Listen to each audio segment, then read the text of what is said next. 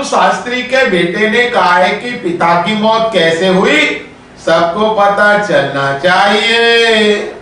ग्वालियर में मंगलवार को इंदिरा गांधी की 107वीं जयंती पर संकल्प दिवस समारोह आयोजित किया गया। कार्यक्रम में पूर्व प्रधानमंत्री लाल बहादुर शास्त्री के बेटे और कांग्रेस नेता सुनील शास्त्री भी शामिल हुए। उन्होंने कहा कि मेरे पिता की मृत्यु संदिग्ध थी, इसके पीछे किन लोगों का हाथ था इसका खुलासा कई दशकों बाद भी नहीं हो सका है। सुनील शास्त्री का कहना है कि मैं पिता की रहस्यमयी मौत के बारे में तत्कालीन पीएम चंद्रशेखर, बीपी सिंह सहित मौजूदा प्रधानमंत्री नरेंद्र मोदी से भी मांग कर चुका हूं, लेकिन मेरे पत्र और सवाल का जवाब उन्हें अभी तक नहीं मिल सका।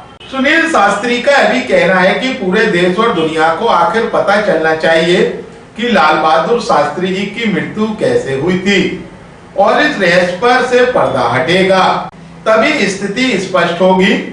सम्यक अभियान कार्यक्रम में अभियान के संस्थापक, देश के विचारक और चिंतक भास्कर रोकड़े भी खास तौर पर मौजूद थे।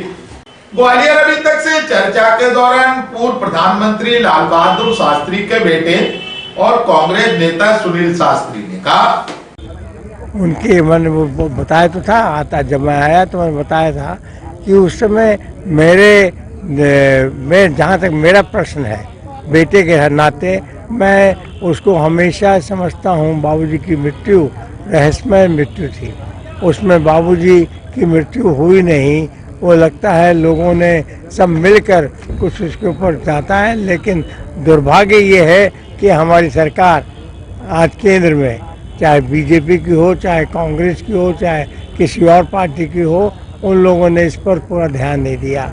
और जहाँ तक लिखने की बात है, मैंने प्रधानमंत्री चंद्रशेखर जी को भी लिखकर भेजा था, मैंने प्रधानमंत्री बीपी सिंह जी को भी लिखकर भेजा था, मैं सबको भेजा था, यहाँ तक कि मोदी जी को भी मैंने भेजा था, लेकिन कोई उस पर कार्रवाई नहीं हो रही है और मेरे साथ कोई नहीं कार्रवाई नहीं हो रही है। और मैं समझता हूँ कि अगर प्रधानमंत्री के पद पर को जो बैठा है वो इतना समझदार है, जानता है, देश को चला रहा है, तो उसको ज़रूर इसके बारे में जानकारी देनी चाहिए। और जब वो जानकारी दे देंगे तो देश के लोग सुन भी लेंगे, उसको मान भी लेंगे।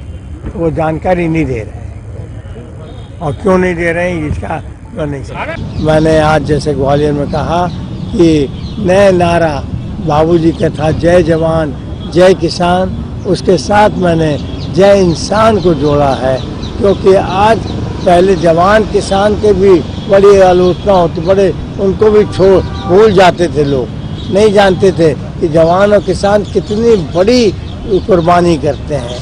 आपको मालूम है जवान और किसान तो पूरे देश को एक साथ जोड़ता है, और उसमें अगर मैंने आज जय इंसान इसलिए जोड़ा है क्योंकि आज जो वर्तमान सरकार है और हमारे केंद्र में वो इंसानियत को भूल गई है।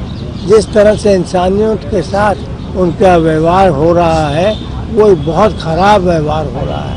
तो हम भारतीयों को एकजुट होना है, एक पक्के इरादे के साथ खड़े होना है और एक मजबूत कदम आगे बढ़ाना है कि हम सब मिलकर इंसानियत को भी बढ़ाएंगे।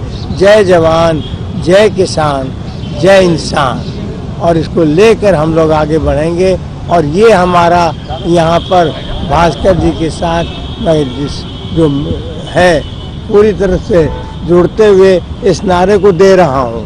आप समझिए, आपको बहुत बड़ा नारा दे रहा हूँ और इस नारे को आपको आगे बढ़ाना होगा और हम सबको जवान किसान और इंसानियत को मजबूती के साथ एक खड़ा करना होगा, जिससे कि देश हमारा मजबूत हो।